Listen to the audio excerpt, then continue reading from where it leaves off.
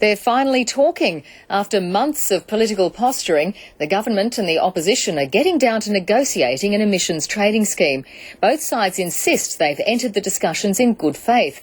But you wouldn't know it from Question Time in Parliament. Chief Political Correspondent Mark Simpkin.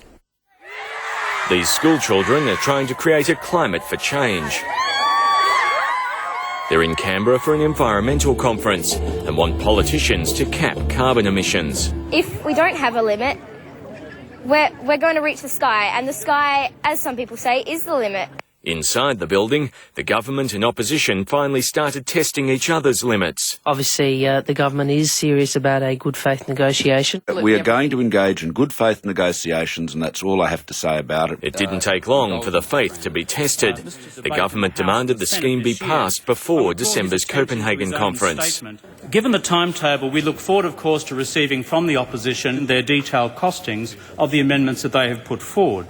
Malcolm Turnbull says the government will have to give a lot of ground to win the opposition's support, but it won't be able to give enough ground to satisfy nationals willing to cross the floor sartorially. This guy was President of the United States. This guy's a movie star.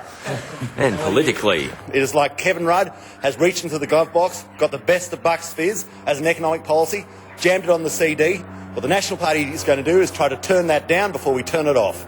The opposition leader says splits are a fact of life. Obviously, we prefer everyone to vote the same way, but occasionally people do cross the floor, as it were. But how many will cross the floor? One Liberal told the ABC as much as 60% of the coalition won't vote for an ETS before December. Malcolm Turnbull will be able to talk some of the dissidents around, but it means the ETS is not a done deal, and there's still the risk of a double dissolution. If the bill does eventually pass, there's another risk, and it's revealed in the government's own numbers. These Treasury models predict the ETS will have virtually no impact on emissions from coal-fired power stations until 2033.